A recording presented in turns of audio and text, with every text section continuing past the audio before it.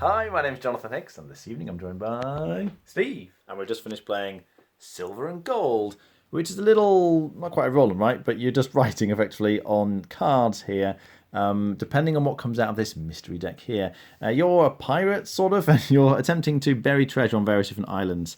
So according to the patterns that come out, you're going to be putting crosses on this island. The idea is just to fill up the island with crosses, and when you cross a particular thing, like a palm tree or a cross here, you're getting a bonus. So we'll give you a couple of demo rounds and you'll see how it goes. So we deal the card off here, and then everybody simultaneously looks at the cards that they've got, and they try and cross off spaces in that shape.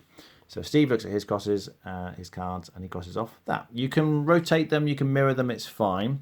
And then he would draw, well, we draw another card, and again, everyone simultaneously crosses off. So Steve's going to go for these, and look, he's crossed off a coin. Now, if you cross off a coin, you have a kind of score sheet. Let me just show you a blank one. Effectively, it's tracking coins, palm tree points, and then this is just to calculate your end game scoring. So if you manage to get a coin, you would cross off the next coin on your grid, and if you cross off a row of coins, you get a trophy, and whoever gets the first trophy gets 6. You can see that's been crossed off, and then Steve just got the second one, which would be 5 points. And then if we draw another one, this time it's like an L shape. So Steve looks at his grid, and he's going to cross off an L shape like that. And if you cross off a red cross, as you saw he did, then you get to put a single cross anywhere you like. So you can cross off a palm tree. Now, if you cross off a palm tree, you're counting the palm tree that's on the card, along with any other palm trees in this display of cards up here. These are kind of cards that you're going to be getting later. So because there's one palm tree here, plus the one on the card, he's going to get 2 points, which he would fill in his palm tree section. He's kind of filled this up because we finished playing the game, but these points have come from crossing off palm trees. So you just sort of keep going. Incidentally, the list of possible things is put at the bottom of this card, so you can see what possible cards are. So that would be a 2. Oops, and he crosses off 2. And then he does another one. It's a shorter L shape. You can't fit that one there. Oh, but yes, that's right. Instead of doing this, if he doesn't want to do this, he can just put a single cross anywhere, and that completes his card. Now, when you complete the card, that's going to score him 8 points at the end of the game, but he just puts that to one side for now. And when you complete a card, you then take another card from the display. Now, the colours can matter potentially because some of them give you bonuses. So this card will give you 1 point for every grey card you complete at the end of the game. So that might have been a slightly better choice for Steve because he's already completed a grey card. But anyway, he picks this one. You kind of refill from the display here. And then we carry on. Now, you keep going until you get to the sort of penultimate card. You don't actually draw all the shapes. The last shape's never drawn. And then at that point, you kind of put them all back, shuffle, and the next round begins.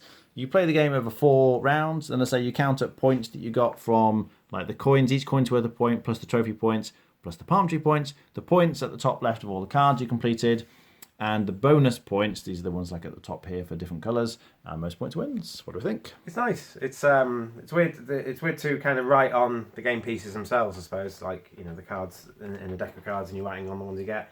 The pens are good quality as well. They clip on pretty well. They haven't got a rubber on them. But obviously, as the owner of a cafe, we run out of pens a lot. So hopefully these will last a bit longer. It's intriguing. It's interesting. You've got some decisions to do on your turn, but it is pretty light. So I think you'll be aware of that when you do it. But like, yeah, obviously there's always stuff to do. Is it better to get one with lots of crosses on because that allows you to kind of fill in those little empty gaps that you'd have to waste time for? If you don't have those crosses, you're spending a lot of time kind of passing and just filling in that one like you saw me do there. And trying to get those bonuses as well. So Jonathan beat me because he got a lot more of the bonuses and then the cards to match.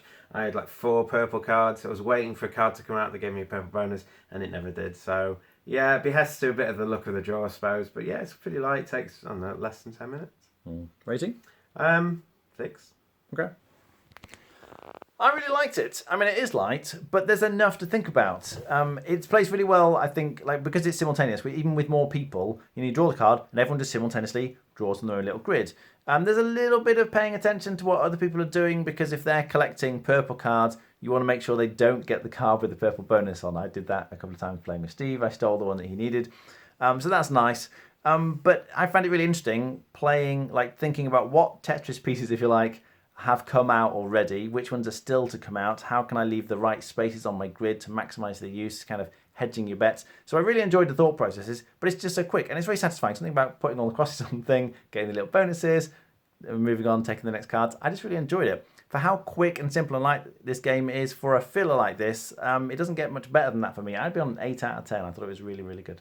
All right, thanks for watching. That was Silver and Gold.